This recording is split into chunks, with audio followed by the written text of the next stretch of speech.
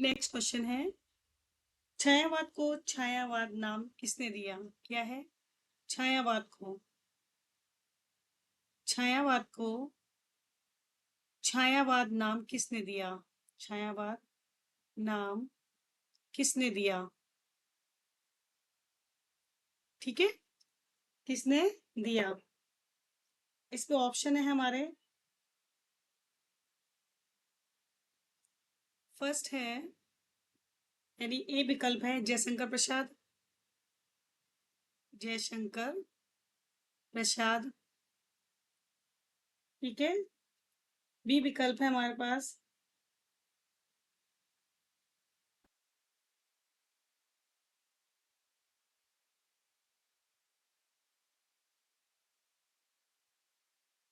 D विकल्प है दोस्तों हमारे पास,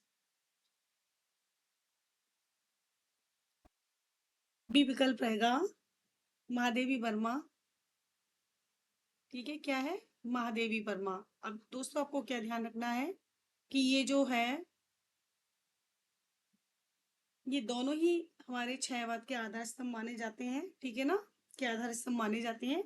सी रहेगा हमारा मुकुटधर पांडे। कौन है? मुकुटधर पांडे। ठीक है, और डी विकल्प रहेगा हमारा, वो है सुमित्रा नंदन पंत। ठीक है, सुमित्रा नंदन पंत। ठीक है, तो ये हो जाते हैं हमारे। अब आपको ध्यान क्या रखना है, पूछा क्या गया है, छायावाद को जो छायावाद नाम है किसके द्वारा दिया गया है। अब चूंकि ये जयशंकर प्रसाद है, माधवी वर्मा, पंत, ये तीनों ही छायावाद के आधार स्तंभ माने जाते हैं, लेकिन ये जो नाम दिया गया है वो दिया गया है मुकुटधर पांडे के द्वारा। ठीक है, किसके द्वारा? मुकुटधर पांडे के द्वारा दिया गया है। मुकुटधर नाम है, मुकुट लिखा है मैंने केवल। ठीक है, मुकुटधर पांडे है। नेक्स्ट क्वेश्चन देखिए, छायावाद की प्रमुख प्रवृत्ति नहीं है। छायावाद की छायावाद की प्रमुख प्रवृत्ति नहीं है।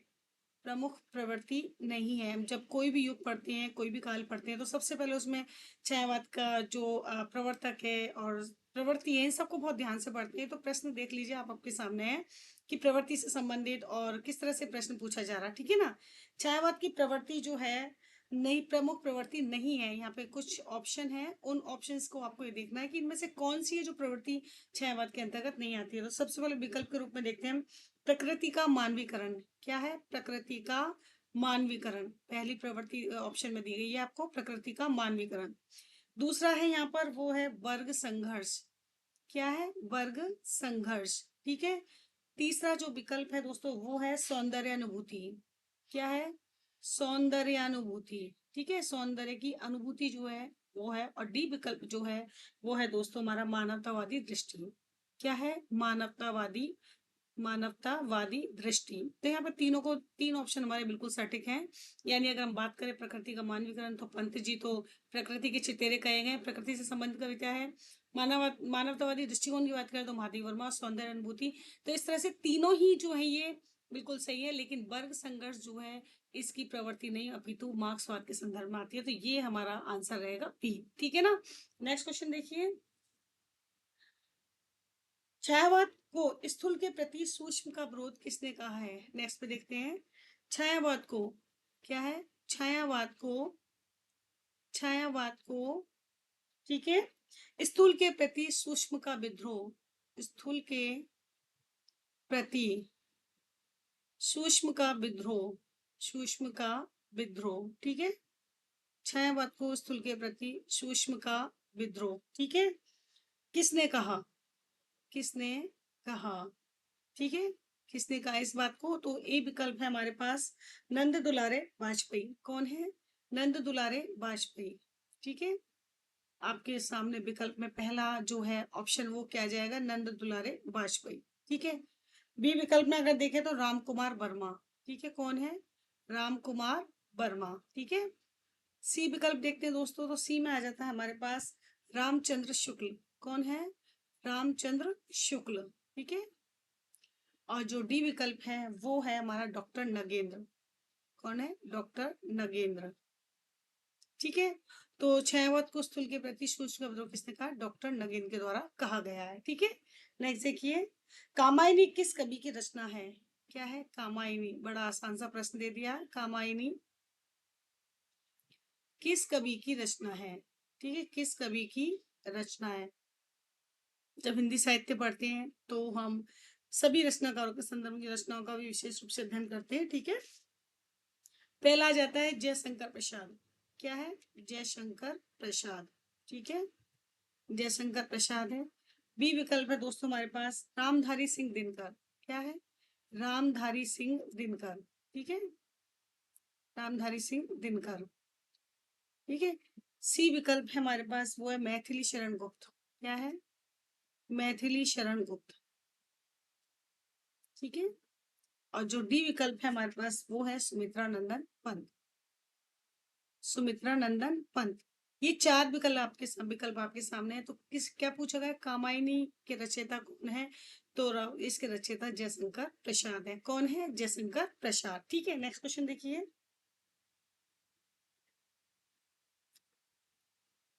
प्रगतिवाद की समय सीमा कब से कब तक मानी गई है? क्या है? प्रगतिवाद की प्रगतिवाद की समय सीमा, समय सीमा कब से कब तक मानी गई है? कब से कब तक क्या है? मानी गई है। ठीक है, यहाँ पे क्या पूछा गया है? जो प्रगतिवाद है उसकी समय सीमा कब है? ये समय सीमा आपको देखनी है किसकी? प्रगतिवाद की। तो यहाँ पे विकल्प के रूप में आपके पास में है, पहला 1936 से 1942 ईस्वी तक। 1936 से 1942 ईस्वी तक। ठीक है, पहला आ जाता है। दूसरा विकल्प आता है दोस्तों आपके सामने है 1920 से 1936 तक। 1920 से 1936 ईस्वी तक। ठीक है, सी विकल्प रहेगा दोस्तों आपके सामने, वो है 1940 से 1950 तक। 1940 से 1950 ईस्वी। और डी विकल्प जो है दोस्तों आपके सामने वो है 1918 से 1936। ठीक है, 1918 से 1936 ईस्वी। तो यहाँ आपका क्या है? प्रगतिवाद की सीमा जो रही है वो है 1936 से 1942 तक मानी गई है। नेक्स्ट क्वेश्चन देखिए।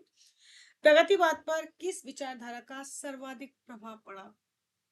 प्रगतिवाद पर, प्रगतिवाद पर, ठीक है, किस विचारधारा का? प्रगतिवाद पर किस विचारधारा का, विचारधारा का सर्वाधिक प्रभाव पड़ा? ठीक है, सर्वाधिक प्रभाव पड़ा। ठीक है, तो ए विकल्प है हमारे पास, वो है मार्क्सवाद। क्या है? मार्क्सवाद। पहला विकल्प आपके पास मार्क्सवाद है। बी विकल्प है दोस्तों आपके पास अस्तित्ववाद। क्या है? अस्तित्ववाद। ठीक है, सी विकल्प है आपके पास रोमांटिज्म। क्या है? रोमांटिज्म।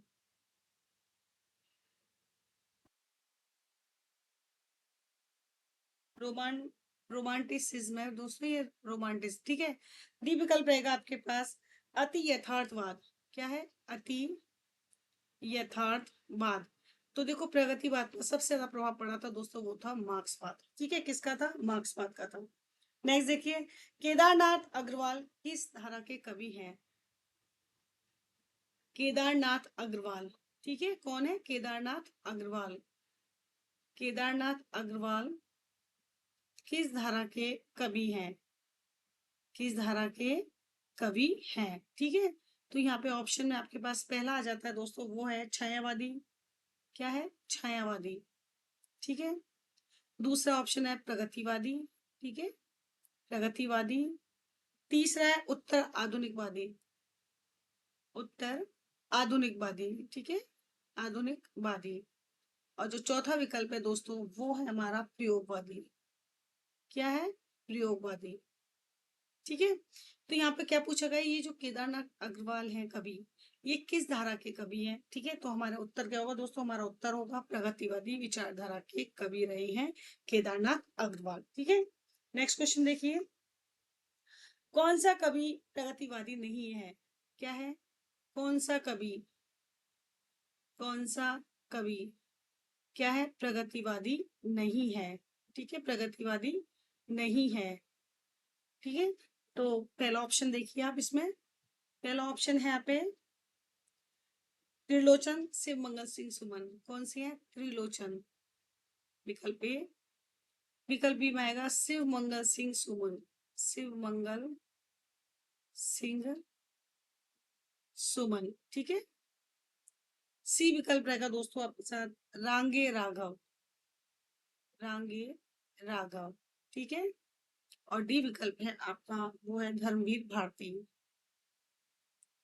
तो चार ऑप्शन है आपके पास, इनमें चारों में आंसर रहेगा आपका धर्मवीर भारती, ठीक है। नेक्स्ट देखिए, बादल को घिरते देखा किसकी कविता है? क्या है? बादल को घिरते देखा है, घिरते देखा है, ठीक है। किसकी कविता है? किसकी कविता है, ठीक है। तो ए विकल्प है आपके पास वो है केदारनाथ अग्रवाल। क्या है? केदारनाथ अग्रवाल। बी विकल्प है दोस्तों आपके पास रामविलास शर्मा, रामविलास शर्मा, ठीक है। सी विकल्प है नागार्जुन। और डी विकल्प है आपके पास त्रिलोचन, ठीक है। तो क्या पूछा है? बादल को घिरते देखा है किसकी कविता है? तो ये कविता है नागार्जुन की। किसकी है? नागार्जुन की कविता है, ठीक है। नेक्स्ट देखिए, हिंदी भक्ति साहित्य की, नेक्स्ट पेज पर देखते हैं, हिंदी भक्ति साहित्य की निर्गुण भक्ति काव्य धारा की, हिंदी भक्ति साहित्य की, भक्ति काल को दो भागों में बांटा गया है, ध्यान रखना है। निर्गुण और सगुण, निर्गुण सगुण भी दो दो भागों में बांटे गए, ज्ञानधारी और राम, ठीक है। तो हिंदी भक्ति साहित्य की निर्गुण भक्ति, निर्गुण भक्ति, ठीक है, निर्गुण भक्ति काव्य धारा की, ज्ञान मार्गी काव्य धारा की, काव्य धारा की कौन सी शाखा? ज्ञान मार्गी, ठीक है। ज्ञान मार्गी शाखा के, शाखा के क्या है? प्रतिनिधि कवि कौन है? प्रतिनिधि कवि कौन है, ठीक है, कौन है? तो ए विकल्प है हमारे पास वो है कबीरदास। क्या है? कबीरदास, ठीक है।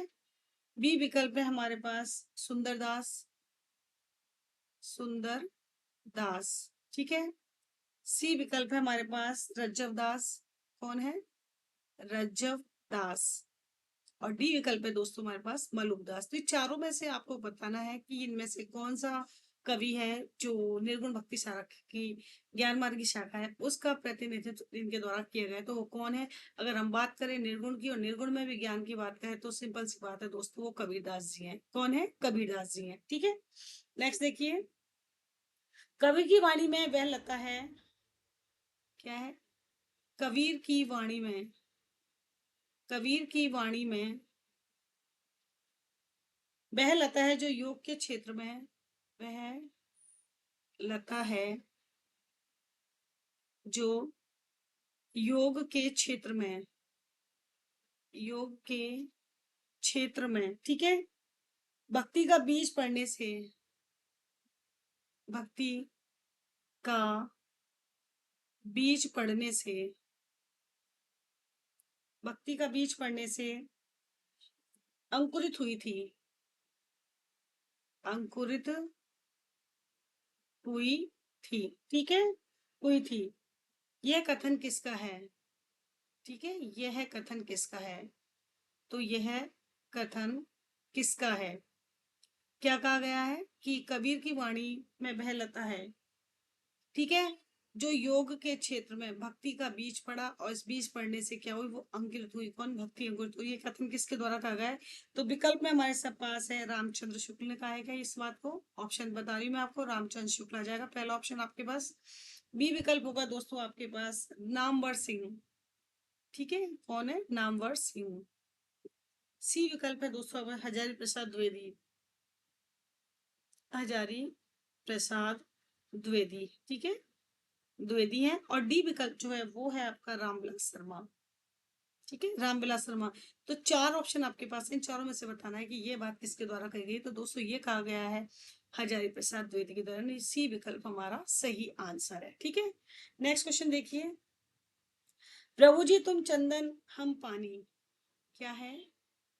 प्रभु जी तुम चंदन ठीक है, और हम क्या है, पानी। प्रभु जी तुम चंदन हम पानी, जाकी अंग अंग बास समानी, जाकी अंग अंग बास समानी। ठीक है, बास समानी। ये पंक्तियां किस संत कवि की हैं? ये पंक्तियां किस संत कवि की हैं? देखो ये बहुत ही प्रसिद्ध पंक्तियां हैं। तो प्रभु जी तुम चंदन हम पानी, तो ये ऑप्शन में आपके पास है, बताने आपको किस किसकी है। पहला ऑप्शन आपके पास रैदास है, बी ऑप्शन आपके पास रज्जव दास है, ठीक है, रज्जव दास है, सी विकल्प जो है आपके पास नानक, या फिर दादू दयाल, ये डी। चार विकल्प आपके पास है। तो ये पंक्ति दोस्तों किसकी है? ये पंक्ति है महान संत कवि, वो है रैदास की। क्या आंसर हो जाएगा? रैदास। ठीक है, नेक्स्ट क्वेश्चन देखिए, जपू जी किसकी रचना है? क्या है?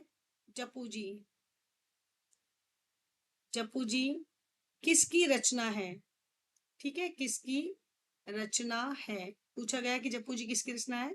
तो विकल्प एक में देखिए गुरु नानक की, पहला विकल्प क्या है? गुरु नानक। ठीक है, गुरु नानक। गुरु अर्जुन देव, दूसरा विकल्प क्या है? गुरु अर्जुन देव। ठीक है, सी विकल्प है आपके पास गुरु गोविंद सिंह। क्या है? गुरु गोविंद सिंह। और डी विकल्प है आपके पास गुरु तेग बहादुर। चारों आपको देखना है, ये चारों में से सही आंसर क्या होगा, और वो होगा आपका जपू जी बहुत ही प्रसिद्ध रचना है, और वो है गुरु नानक की। किसकी है? गुरु नानक की रचना है। ठीक है, नेक्स्ट क्वेश्चन देखिए, मैं उपन्यास को मानव चरित्र का चित्र मात्र समझता हूँ। नेक्स्ट क्वेश्चन क्या है? मैं उपन्यास को, मैं उपन्यास को, ठीक है, मानव चरित्र का चित्र मात्र, मानव चरित्र का चित्र मात्र, ठीक है, मानव चरित्र का चित्र मात्र समझता हूँ। ठीक है, चित्र मात्र समझता हूँ। मानव चरित्र पर प्रकाश डालना, क्या है? मानव चरित्र पर, मानव चरित्र पर प्रकाश डालना,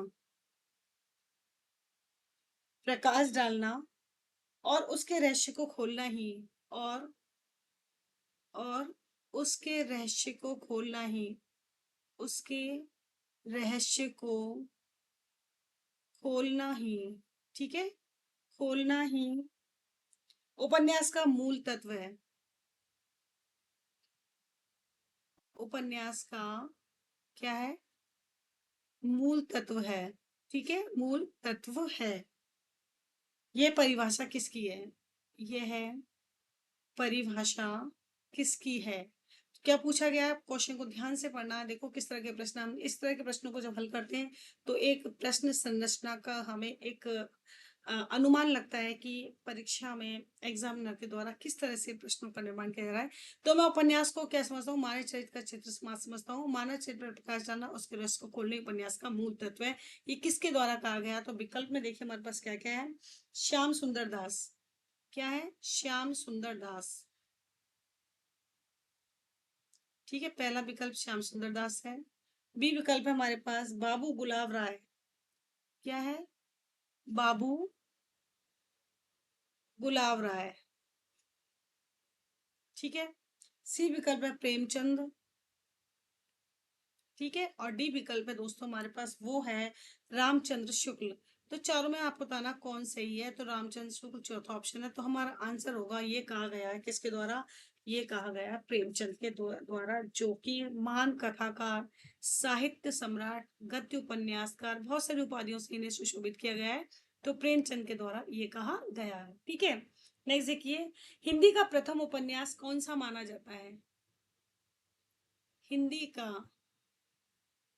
प्रथम उपन्यास, ठीक है, प्रथम उपन्यास कौन सा माना जाता है?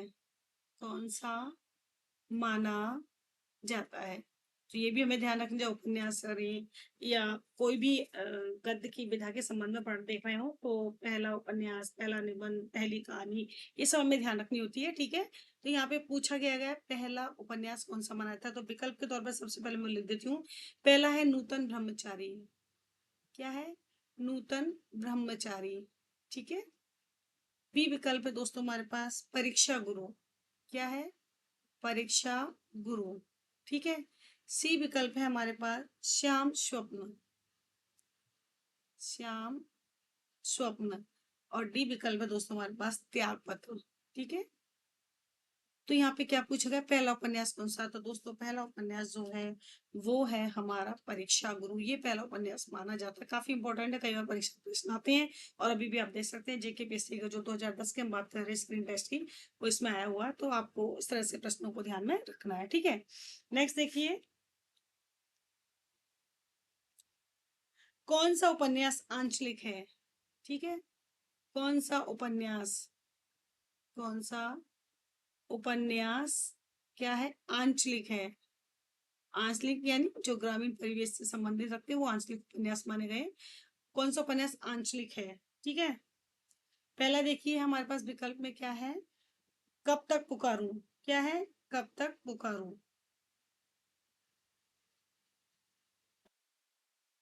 कब तक पुकारूं। ठीक है। बी विकल्प है दोस्तों हमारे पास राग दरबारी। क्या है? राग दरबारी उपन्यास है। इनमें से हमें ये बताना है कि आंचलिक कौन सा है।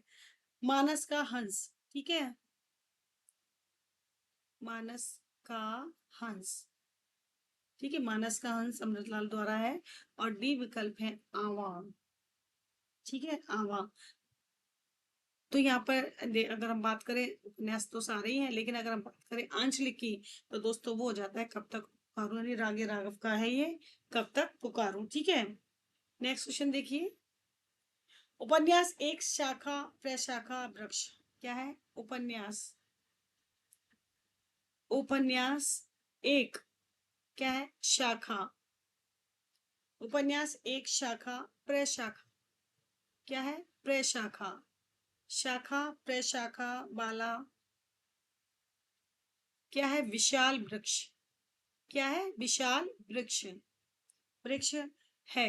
कौन? उपन्यास। जबकि कहानी एक सुकुमार लता। जबकि कहानी क्या है, एक सुकुमार लता। ठीक है, क्या है? सुकुमार लता। यह किसका कथन है? ठीक है, यह किसका कथन है?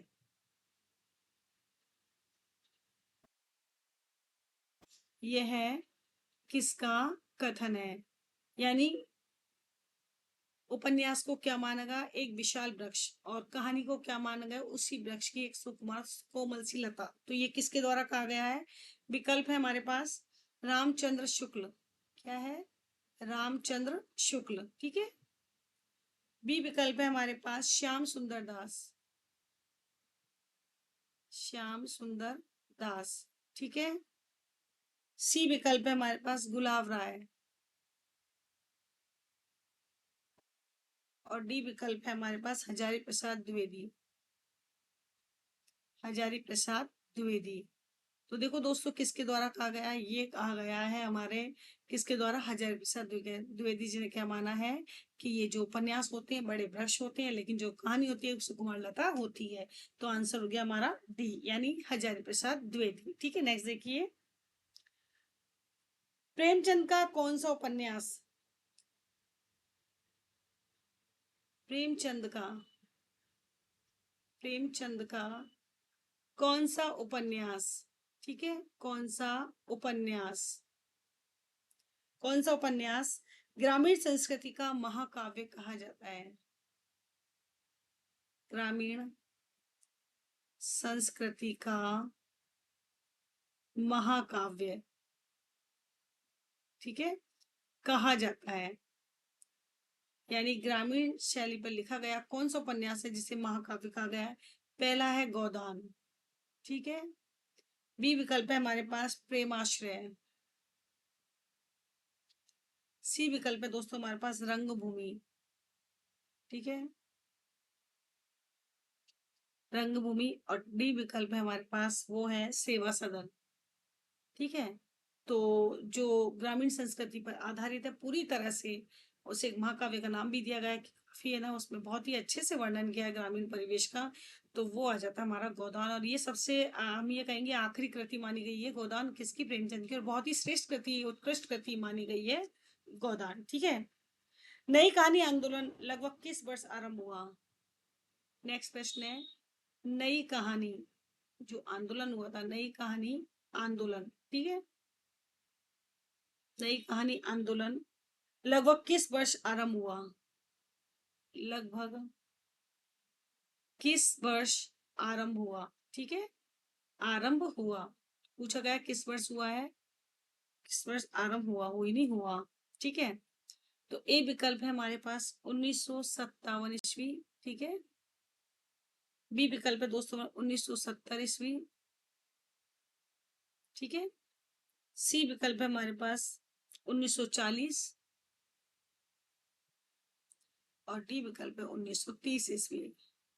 तो नई कहानी जो है आंदोलन वो हुआ है दोस्तों हमारा 1957 ईस्वी में। कब हुआ है? 1957 ईस्वी में आरंभ। ठीक है, चारों विकल्पों में से आपको देखना है कि कौन सा विकल्प सही है। तो विकल्प हमारा ए सही है। ठीक है, नेक्स्ट देखिए,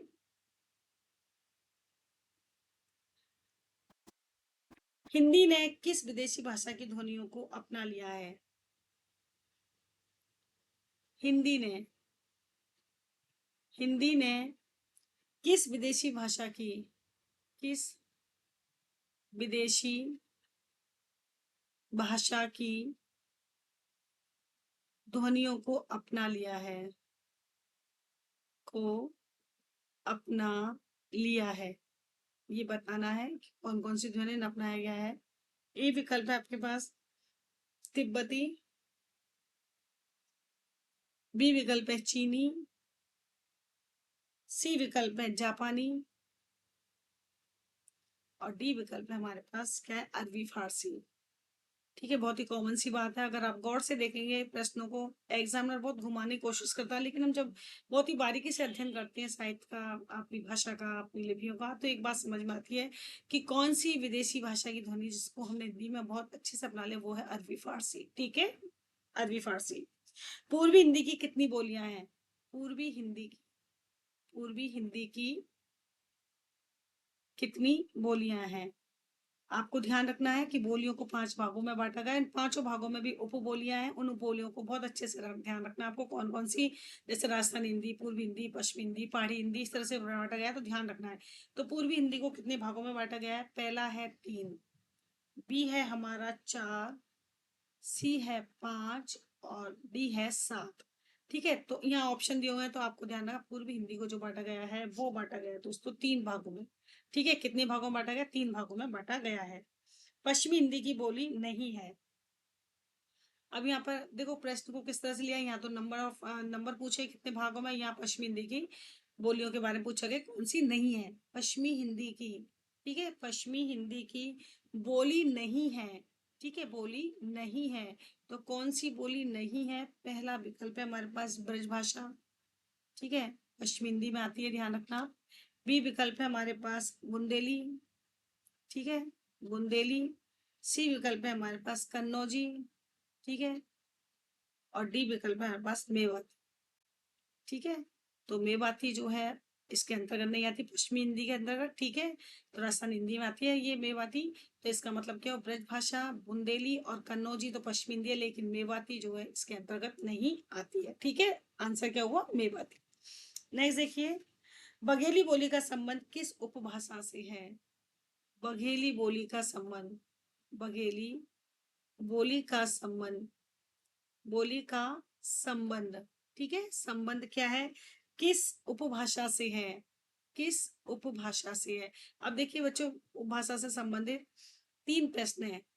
तीनों में अंतर आप देख सकते हैं। एक उन्होंने उससे लिया है, एक भाषा से संबंध लिया है, और एक जो है उपभाषा में नाम सीधा सीधा दे दिया कि कौन सी नहीं है। तो पहली आती है बगल बिहारी। ठीक है, बी आता है हमारे पास राजस्थानी। ठीक है। सी है हमारे पास पूर्वी हिंदी, ठीक है। और डी विकल्प है हमारे पास पश्चिमी हिंदी, पश्चिमी हिंदी। तो यहाँ पर बघेली बोली का संबंध जो है दोस्तों क्या है, पूर्वी हिंदी से नहीं है। सॉरी, किस उपभाषा से है, सॉरी, उपभाषा से पूछा गया है, तो वो पूर्वी हिंदी होती है। अभी हमने आपको 3 भागों में बताया था पूर्वी हिंदी, प्रश्न अभी थोड़ी देर पहले ही हमने आपको बताया कि पूर्वी हिंदी के कितने भाग है, 3 भाग है। तो इसमें एक आ जाता है हमारी बघेली, पूर्वी हिंदी से होती है, ठीक है। बिहारी में तो हमारे भोजपुरी और वो आती है, ठीक है ना। भोजपुरी है ये, राजस्थानी में मेवाती, मेवाड़ी, हाड़ौती अंचल से होती है। पश्चिमी हिंदी हमारी ब्रजभाषा से संबंधित है। तो पूर्वी हिंदी में आ जाती है बघेली, ठीक है। नेक्स्ट देखिए, मगही बोली किस क्षेत्र में बोली जाती है। जस्ट मैंने अभी आपको बताया ही है, मगही बोली, मगही बोली किस क्षेत्र में बोली जाती है, किस क्षेत्र में बोली जाती है, ठीक है। मगही किस क्षेत्र में बोली जाती है, तो यहाँ पे ए विकल्प है आपके पास उत्तरांचल, क्या है, उत्तरांचल। बी विकल्प है दोस्तों आपके पास बिहार, ठीक है। सी विकल्प है पश्चिमी उत्तर प्रदेश, ठीक है, उत्तर प्रदेश। और डी विकल्प है आपके पास मध्य प्रदेश। तो जो मगही है, मगही है, भोजपुरी हुई, ये सभी कहाँ बोली जाती है, ये बोली जाती है बिहार क्षेत्र में, ठीक है। बिहारी लिख दिया, बिहार आएगा, बिहार क्षेत्र में बोली जाती है, ठीक है। नेक्स्ट देखिए, पूर्वी उत्तर प्रदेश में कौन सी बोली मुख्य रूप से बोली जाती है। पूर्वी उत्तर प्रदेश में, पूर्वी उत्तर प्रदेश में, ठीक है, पूर्वी उत्तर प्रदेश में कौन सी बोली, कौन सी बोली मुख्य रूप से बोली जाती है, मुख्य रूप से बोली जाती है। कौन सी पूछा है कि जो पूर्वी उत्तर प्रदेश है उसमें कौन सी बोली है जो बोली जाती है। तो देखिए ये विकल्प है आपके पास भोजपुरी,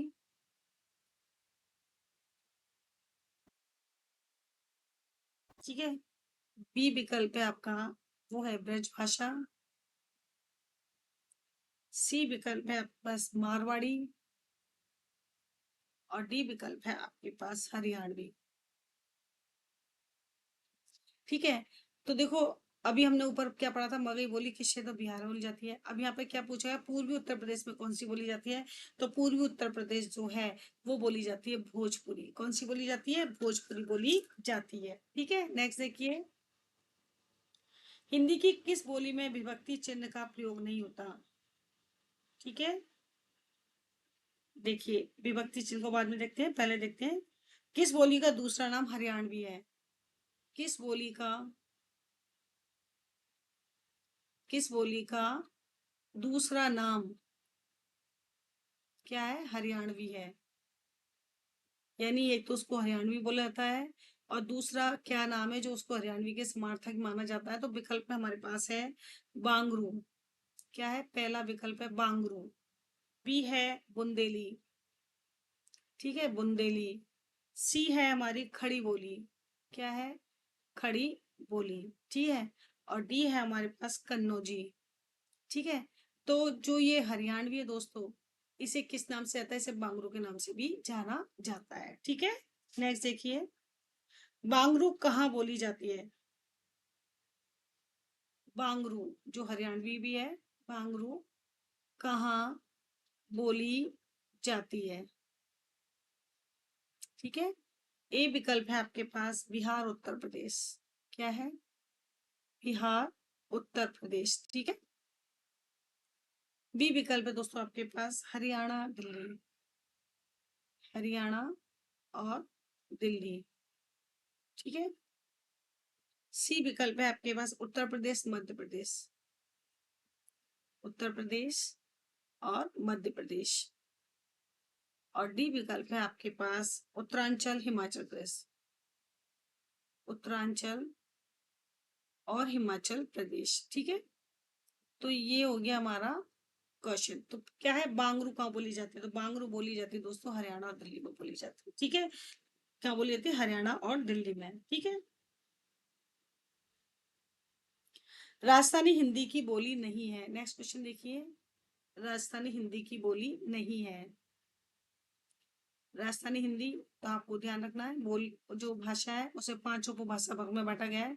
तो उसमें एक आती है हमारी राजस्थानी हिंदी। राजस्थानी हिंदी में बताया गया है कि राजस्थानी हिंदी की कौन सी बोली नहीं है, या ऑप्शन में दिए हो 3, तो वो राजस्थानी हिंदी की होगी, लेकिन एक जो है वो राजस्थानी हिंदी की नहीं है। तो देखिए 4 विकल्प में से क्या है।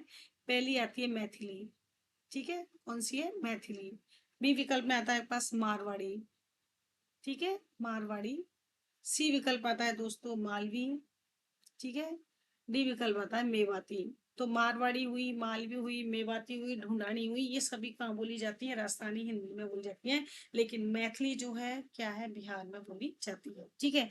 तो राजस्थानी हिंदी के अंतर्गत नहीं आएगा, ये आएगा अपना, ये मैथिली जो है इसके अंतर्गत नहीं बोली जाती है, ठीक है। नेक्स्ट देखिए,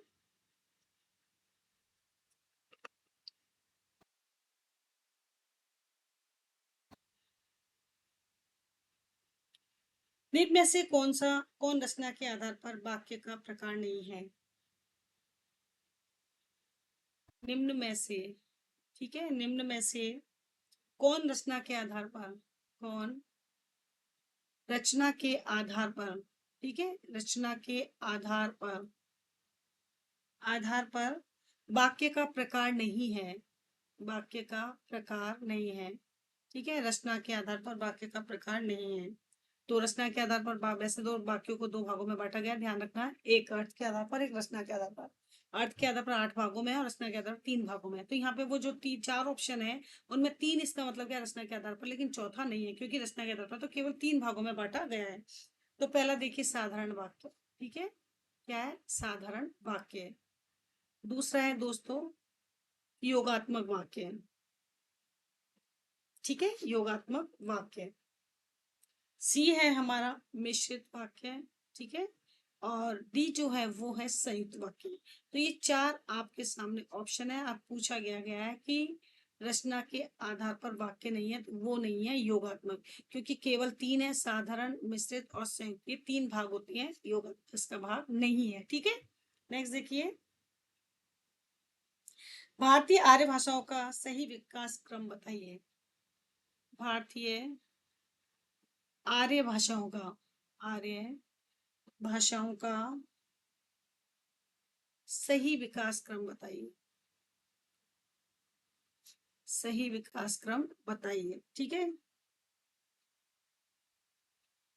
ठीक है।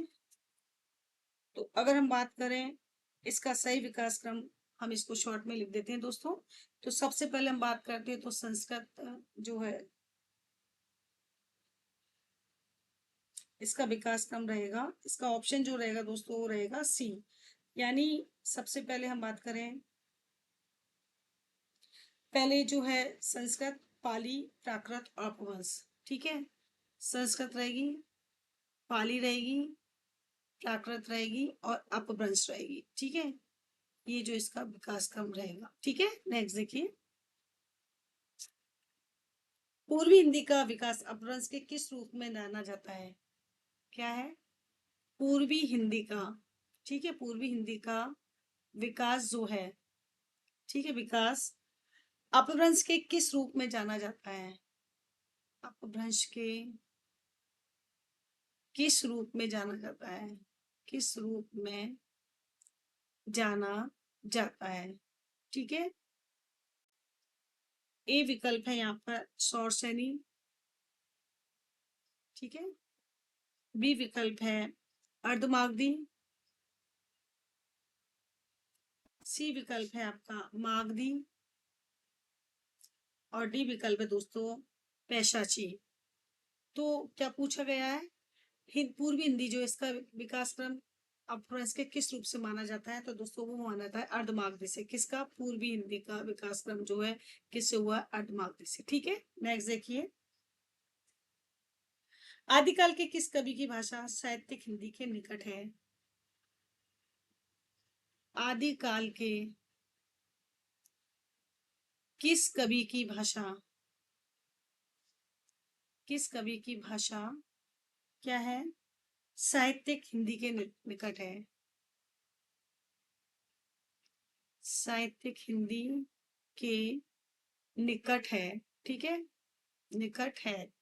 तो ऑप्शन में पहले हम देखते हैं अमीर खुसरो, ठीक है, अमीर खुसरो। बी विकल्प है दोस्तों हमारे पास सरहपा, ठीक है। सी विकल्प है हमारे पास चंदवरदाई, ठीक है। और डी विकल्प है हमारे पास विद्यापति। तो देखो आदिकाल के जो कवि की बात कर रहे हैं, साहित्यिक हिंदी के निकट है, तो वो अमीर खुसरो है। अमीर खुसरो की भाषा शैली में बिल्कुल साहित्यिक हिंदी के निकट पाई जाती है, ठीक है। तो अमीर खुसरो इसका आंसर हो जाएगा, ठीक है।